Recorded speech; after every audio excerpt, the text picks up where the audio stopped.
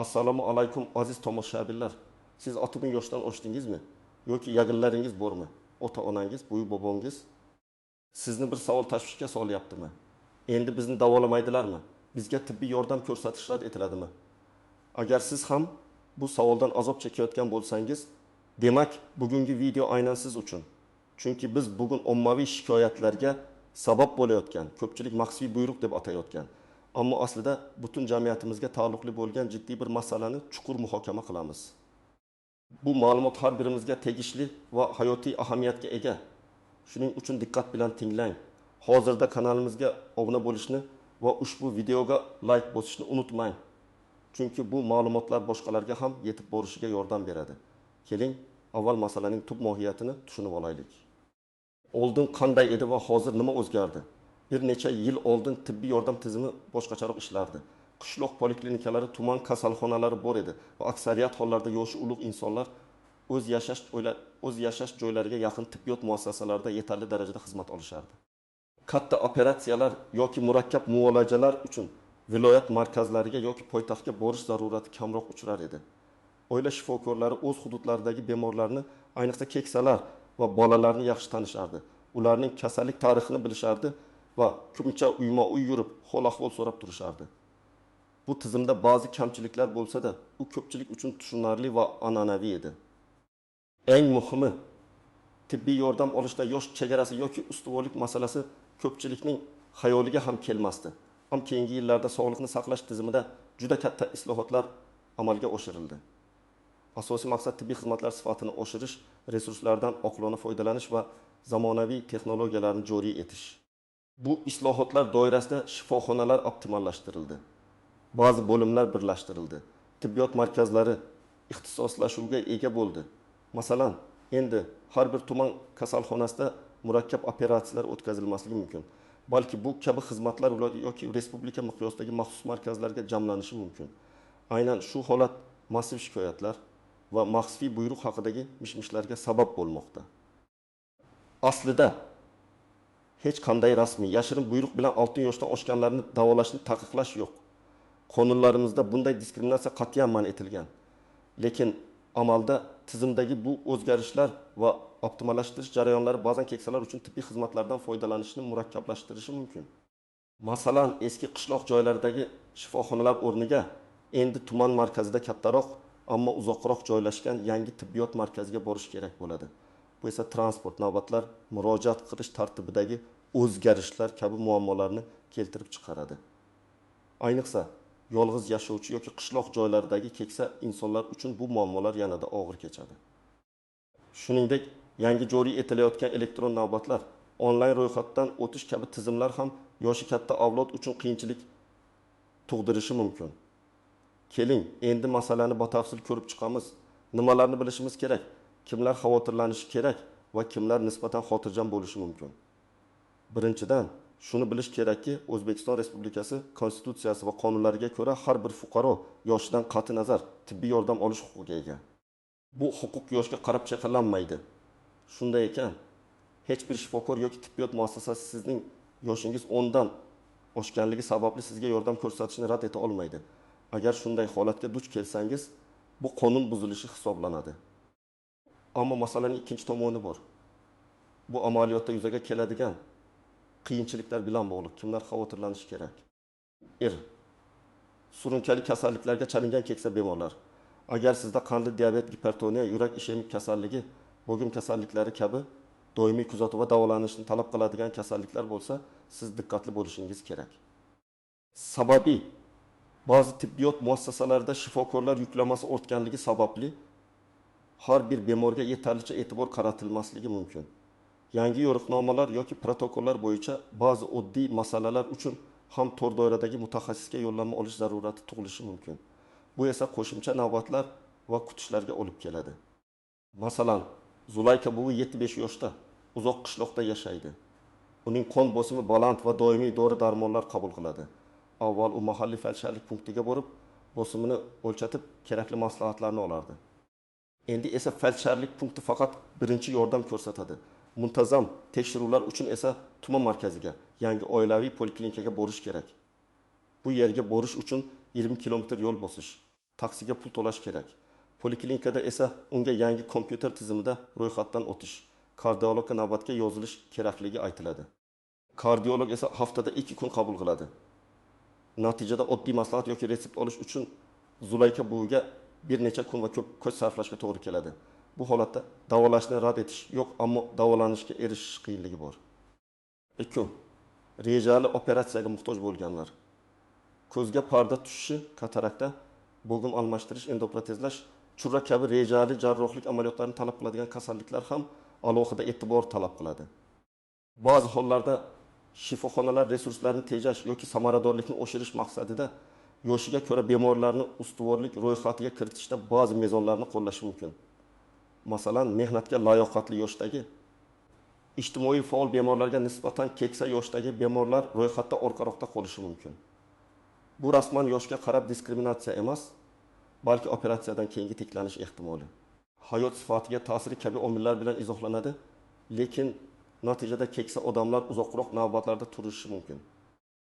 Misol, Karim bobo 38 yoshda, uning oyog'idagi son suyagi artrozi sababli og'riqlar kuchayib yurishi qiyinlashgan. Unga endoprotezlash operatsiyasi tavsiya qilingan. Tuman shifoxonasida bu operatsiya o'tkazilmaydi. Faqat viloyat markazidagi ixtisoslashgan shifoxonada amalga oshiriladi. U yerda esa unga navbatga qo'yishadi va hozirda ko'proq yosh va ishlaydigan odamlarning operatsiyalari ustuvor degan ma'noda tushuntirish berishadi. Karim bobo 6 oy kutadi, keyin esa 1 yildan keyin yana navbatini tekshirishni aytishadi. Uning ahvoli esa kundan kunga yomonlashib boradi. Bu holatda ham rasman rad etish yo'q, ammo real imkoniyatlar cheklanmoqda. O'tu qishloq joylarda yashovchilar. Yuqorida aytib o'tganimizdek, tibbiyot muassasalarining optimallashtirilishi qishloq aholisi uchun transport va yo'l xarajatlarini oshiradi, tibbiy yordamga erishishni qiyinlashtiradi. Ayniqsa yolg'iz keksalar yoki nogironligi borlar uchun bu katta muammo. 4. Raqamli texnologiyalardan foydalanishda qiyinchilikka duch keluvchilar. Elektron navbatlar, onlayn ro'yxatdan o'tish tizimlari, tibbiy ma'lumotlarni elektron platformalarda ko'rish kabi yangiliklar ko'pchilik yoshi katta insonlar uchun tushunarsiz va murakkab bo'lishi mumkin. Natijada ular zamonaviy tizimdan foydalana olmay, tibbiy yordam olishda orqada qolib ketishadi. Misol, Dilbar xola 7 yoshda. U bolalardan uzoqda, shaharda yolg'iz yashaydi. Uning ko'rish qobiliyati pasaygan, lekin poliklinikaga borib uzoq navbatlarda turishni xohlamaydi. Farzandlar unga onlayn tarzda shifokor qabuliga yozilishni o'rgatishga harakat qilishadi. Ammo u kompyuter yoki smartfondan foydalana olmaydi. Natijada u hatto oddiy ko'rikdan o'tishni ham kechiktirib yuboradi. Kimlar nisbatan xotirjam bo'lishi mumkin? 1. Shoshilinch tibbiy yordamga muhtojlar. Yashash joyi yoki yoshidan qat'i nazar hayotiga xavf tug'ilganda infarkt, insult jarohatlar va hokazo har bir fuqaroga shoshilinch tez tibbiy yordam ko'rsatish kafolatlanadi. Tez yordam xizmati bepul va zudlik bilan chaqirilishi kerak. Bu tizimda yoshga qarab farqlash yo'q. Birlamchi tibbiy sanitariya yordamidan foydalanuvchilar, oddiy shamollash, kichik jarohatlar, umumiy maslahatlar uchun oilaviy poliklinikalarda xizmat ko'rsatiladi. Garchi navbatlar va shifokorlarning yuklamasi ortgan bo'lsa-da, bu darajadagi yordamni olish odatda nisbatan osonroq. Ammo bu ham to'liq xotirjam bo'lishga asos emas. Chunki yuqorida aytilgan Zulayka bu misolida ko'rib chiqqanimizdek, ba'zan oddiy xizmat ham qiyinchilik bilan olinadi. Endi esa qoidalardagi istisnolar, yashirin qiyinchiliklar va nozik jihatlar haqida gaplashamiz. Sog'liqni saqlash tizimida ba'zi istisnolar va maxsus dasturlar mavjud bo'lib, ular keksa yoshdagi fuqarolar uchun ham muhim ahamiyatga ega. 1. Ijtimoiy ahamiyatga ega kasalliklar, sil, o'yg'i, ruhiy kasalliklar, onkologik kasalliklar kabi ijtimoiy ahamiyatga ega kasalliklar bo'yicha davlat tomonidan moliyalashtiriladigan maxsus dasturlar va dispanserlar mavjud. Bu kasalliklar bo'yicha davolanish yoshga qarab cheklanmaydi va bepul amalga oshiriladi. 2. Urush faxriylari va nogironligi bo'lgan shaxslar. Bu toifadagi fuqarolar uchun qonun bo'yicha qo'shimcha imtiyozlar va tibbiy xizmatlardan ustuvor foydalanish huquqi belgilangan. Agar siz ushbu toifaga kirsangiz, o'z huquqlaringizni bilishingiz va ulardan foydalanishingiz muhimdir. Xususiy tibbiyot muassasalari. Davlat tibbiyoti tizimidagi yuklama va ba'zi cheklovlar fonida xususiy klinikalar muqobil variant bo'lishi mumkin. Albatta bu pulli xizmat bo'lib, hamma uchun ham birdek arzon emas. Ammo ba'zi hollarda uzoq kutishdan ko'ra xususiy klinikaga murojaat qilish tezroq yechim bo'ladi.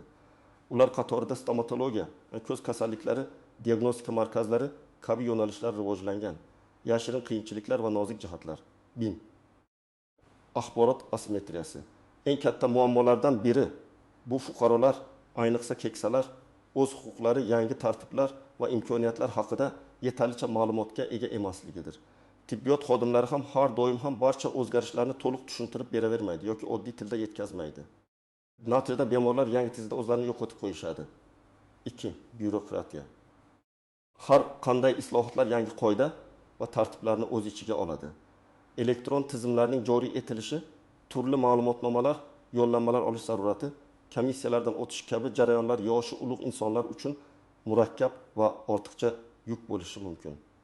Har bir hujjatni qayerdan olish, qanday to'ldirish kerakligi tushunarsiz bo'lib tuyuladi. O'tu. Shifokorlardagi empatiya tanqisligi, tizimning o'zgarishi bilan birga shifokorlarning yuklamasi ortishi sababli ba'zi hollarda bemorlarga, ayniqsa yoshi kattalarga yetarlicha e'tibor va tushuntirish berilmasligi mumkin. Bu esa bemorlarda norozilik va o'zlarini keraksiz his qilish tuyg'usini uyg'otadi. 4. Yashirin mezonlar. Garchi rasman yoshga qarab davolash rad etilmasa ham, ba'zi murakkab davolash usullarini tanlashda shifokorlar hayotiy ko'rsatkichlar, prognoz, bemorning organizmining chidamliligi, operatsiyadan keyingi tiklanish ehtimoli kabi omillarga tayanadi. Bu omillar ko'pincha yosh katta bemorlarga nisbatan salbiy baholanishi mumkin. Masalan, bu yoshda operatsiyaning foydasi shubhalimi yoki operatsiyani ko'tara olmasligi mumkin kabi fikrlar yuzaga kelishi mumkin. Bu esa to'g'ridan to'g'ri yoshga qarab rad etish bo'lmasa-da, amalda shu kabi natijaga olib kelishi mumkin. 5. Oilaning va qarindoshlarning roli. Yangi sharoitlarda, ayniqsa keksa bemorlar uchun tibbiy tizimda harakatlanishda oila a'zolarining, farzandlarning yoki qarindoshlarning yordami juda muhim ahamiyat kasb etadi. Ular ro'yxatdan o'tishda, hujjatlarni yig'ishda, navbatda turishda, shifokorlar bilan muloqot qilishda yordam berishlari kerak. Yolg'iz keksalar uchun bu juda katta muammo. 6. Raqamli tafovut. Hozirgi davrda ko'plab tibbiy xizmatlar, masalan, shifokor qabuliga yozilish, tahlil natijalarini ko'rish, dori-darmonlar haqida ma'lumot olish kabi jarayonlar raqamli platformalar orqali amalga oshirilmoqda. Biroq aksariyat keksa avlod vakillari smartfon, internet, kompyuter texnologiyalaridan foydalanishda qiyinchiliklarga duch kelishadi. Bu ularni tibbiy axborotdan uzib qo'yadi va tibbiy xizmatlardan samarali foydalanishiga to'sqinlik qiladi. Natijada ular ko'p vaqt va kuch sarflab an'anaviy usullarda muammoni hal qilishga majbur bo'lishadi. Bu esa ularning ruhiy va jismoniy holatiga salbiy ta'sir ko'rsatishi mumkin. 7. Optimallashtirish va qisqartirish o'rtasidagi farq. Rasman optimallashtirish deganda tibbiy xizmatlar sifatini oshirish va resurslardan samarali foydalanish tushuniladi. Ammo amalda bu ba'zan shifoxonalar sonining kamayishi, ba'zi bo'limlarning yopilishi yoki shtat birliklarining qisqarishi kabi choralarga olib kelishi mumkin. Bu esa tibbiy xizmatlarning ommabopligiga va ularga erishish imkoniyatiga salbiy ta'sir ko'rsatadi. Aholi, ayniqsa keksa fuqarolar ushbu jarayonlarni ko'pincha qisqartirish deb tushunishadi va bu ularning xavotirlarini kuchaytiradi. Xo'sh, bu sharoitda nima qilish kerak? Qanday qilib o'z huquqlarimizni himoya qilishimiz va sifatli tibbiy yordam olishimiz mumkin? Mana sizga amaliy maslahatlar. 1. O'z huquqlaringizni biling. O'zbekiston Respublikasi fuqarolarining sog'lig'ini saqlash to'g'risidagi qonunni va boshqa tegishli me'yoriy hujjatlarni o'rganing. Ularda tibbiy yordam olish huquqi yoshidan qat'iy nazar kafolatlangan. Bu bilim sizni himoyalashda birinchi va eng muhim qadamdir. Har bir tibbiyot muassasasida fuqarolarning murojaatlari bilan ishlash bo'yicha ma'lumotlar stendi bo'lishi kerak. U yerda shikoyat qilish tartibi va mas'ul shaxslar haqida ma'lumotlar ko'rsatilgan bo'ladi. 2. Faol bo'ling va proaktiv yondashuvni qo'llang. Kasallikni davolagandan ko'ra uning oldini olish muhimroq. Muntazam ravishda tibbiy ko'rikdan o'tib turing. Shifokor tavsiyalariga amal qiling. Yaxshi ovqatlaning, faol turmush tarzini saqlashga harakat qiling. Qariyalar, ayniqsa 6 yoshdan oshganlar yiliga kamida bir marta umumiy tibbiy ko'rikdan o'tishlari tavsiya etiladi. Bu surunkali kasalliklarni erta aniqlash va ularni nazorat qilish imkonini beradi. 3. Hujjatlar bilan ishlashni o'rganing. Barcha tibbiy hujjatlaringizni, jumladan kasallik tarixi, tahlil natijalari, retseptlar, yo'llanmalar va shifokor xulosalarini tartibli saqlang. Ularning nusxalarini ham olib qo'yish foydadan xoli emas. Hujjatlarning aniq va to'liq bo'lishi tibbiy yordam olishda yuzaga keladigan muammolarni hal qilishda katta yordam beradi. Har bir murojaatingiz va unga berilgan javobni qayd etib boring. 4. Murojaat qilish va shikoyat qilish tartibi. Agar zarur bo'lsa, ilk qadam muammo yuzaga kelsa, avvalo shifokoringiz yoki bo'lim boshlig'i bilan ochiq suhbatlashing. Vaziyatni tushuntiring va yechim topishga harakat qiling. Ko'pincha oddiy tushuntirish va muloqot orqali ham masalalar hal bo'ladi. 2 qadam, agar yuqoridagi qadam natija bermasa, shifoxona bosh vrachi yoki poliklinika mudiriga yozma shikoyat bilan murojaat qiling. Shikoyatda vaziyatni aniq bayon eting. Sana, joy, ishtirok etgan shaxslar va talabingizni ko'rsating. Shikoyatning 2 nusxada bo'lishi va birga kirim shtampi bostirib olish muhim. Shikoyatga tibbiy hujjatlaringiz nusxalarini ilova qiling. 3 qadam, agar bosh vrachdan ham qoniqarli javob olmasangiz yoki javob umuman berilmasa, qonun bo'yicha javob berish muddati 15-30 kun. Hududiy sog'liqni saqlash boshqarmasiga, viloyat, shahar sog'liqni saqlash boshqarmasi murojaat qiling. Ularning vazifasi tibbiyot muassasalarining faoliyatini nazorat qilishdir. Yuqoridagi singari yozma shikoyat qiling va barcha avvalgi murojaatlaringiz nusxalarini ilova qiling. 4 qadam. Bu ham yordam bermasa, O'zbekiston Respublikasi Sog'liqni saqlash vazirligiga, vazirlikning rasmiy veb-sayti orqali yoki yozma ravishda murojaat qiling. Vazirlikda fuqarolarning murojaatlari bilan ishlash bo'limi mavjud. Bu yerda sizning muammoingizga yanada jiddiy e'tibor qaratilishi mumkin. 5 qadam. Agar barcha ma'muriy yo'llar tugab, natija bo'lmasa, prokuratura organlariga yoki sudga murojaat qilish imkoniyati mavjud. Bu so'nggi chora bo'lsa-da, qonuniy huquqlaringiz buzilgan taqdirda bunday imkoniyatdan foydalanish mumkin. Ushbu bosqichda yuridik maslahat olish tavsiya etiladi. Shikoyat namunasini oddiy tilda qanday yozish mumkin? O'zbekiston Respublikasi viloyat, shahar sog'liqni saqlash boshqarmasi boshlig'iga familiya, ism, sharafingiz, dan yashash manzilingiz, telefon raqamingiz. Ariza, shikoyat, men, familiya, ism, sharafingiz, yoshingiz, yoshdaman. Sanoqli tibbiyot muassasasi nomiga kasallik turi yoki muammo bo'yicha tibbiy yordam olish uchun murojaat qilgan edim. Shifokorning FI meni davolashni rad etdi. Kerakli yo'llanmani bermadi. Uzoq navbatga qo'ydi, qo'pol munosabatda bo'ldi. Keraklisini tanlang, bunga sabab qilib sababni ko'rsating, masalan, yoshingiz katta, joy yo'q. Bu operatsiya faqat yoshlarga qilinadi yoki shunga o'xshash degan gapni aytdi. Menimcha bu holat O'zbekiston Respublikasi Konstitutsiyasi va qonunlarida belgilangan tibbiy yordam olish huquqlarini buzmoqda. Men aynan qanday yordamga muhtoj ekanligingizni yozing, masalan, ko'z operatsiyasi, bel og'rig'ini davolash, doimiy nazoratdan umidvormadim. Yuqoridagilarni inobatga olib, sizdan mazkur holatni atroflicha o'rganib chiqishingizni, qonuniy choralar ko'rishingizni va menga qonunda belgilangan tartibda tibbiy yordam ko'rsatilishini ta'minlashni so'rayman. Ilovada tibbiy hujjatlar nusxalari, avvalgi murojaatlar nusxalari agar bo'lsa, hurmat bilan ism, familiya, sanaga. 5. Oilaning ishtirokini ta'minlang. Agar siz yoshi ulug' bo'lsangiz, farzandlaringizdan, nabiralaringizdan yoki boshqa yaqinlaringizdan tibbiy muassasalarga borishda, hujjatlarni yig'ishda, onlayn xizmatlardan foydalanishda yordam so'rashdan uyalmang. Ularning yordami siz uchun juda qimmatli bo'lishi mumkin. Agar sizda keksa qarindoshlaringiz bo'lsa, ularning sog'lig'i bilan muntazam qiziqing va kerak bo'lganda yordam bering. Ularga yangi tizimlardan foydalanishni o'rgating, shifokor qabuliga birga boring. 6. Doimiy ravishda ma'lumot olishga intiling. Sog'liqni saqlash vazirligining rasmiy saytlaridagi yangiliklarni, ishonchli ommaviy axborot vositalaridagi sog'liqni saqlash tizimi haqidagi ma'lumotlarni kuzatib boring.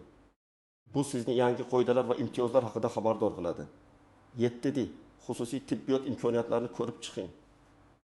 Agar moddiy imkoniyat bo'lsa, davlat tibbiyotida uzoq navbat kutish yoki kerakli mutaxassisni topa olmaslik kabi vaziyatlarda xususiy klinikalarga murojaat qilish tezroq yechim bo'lishi mumkin. Ba'zi xususiy klinikalar keksa bemorlar uchun maxsus dasturlar yoki chegirmalarni ham taklif qilishi mumkin. Aziz do'stlar, bugungi videoda biz alttanma yoshdan keyin davolashmaydi degan mish-mishlar ortidagi haqiqatni ochishga harakat qildik. Rasmiy ravishda hech kimni yoshiga qarab tibbiy yordamdan mahrum qilish mumkin emas. Ammo tizimdagi o'zgarishlar, optimallashtirish jarayonlari amalda ba'zan tibbiy xizmatlardan foydalanishni qiyinlashtirishi mumkin.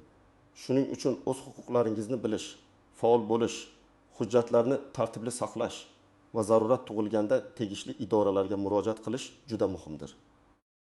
Unutmang, sizning sog'lig'ingiz sizning eng qimmat boyligingiz. Unga e'tibor qarating va o'z huquqlaringiz uchun kurashing. Bu video siz uchun foydali bo'ldi degan umiddaman. Iltimos, o'z fikrlaringizni, tajribalaringizni sharhlarda yozib qoldiring. Sizning tajribangiz boshqalar uchun juda qimmatli bo'lishi mumkin. Videoga like bosishni va kanalimizga obuna bo'lishni unutmang. Keyingi videolarda ko'rishguncha sog' bo'ling.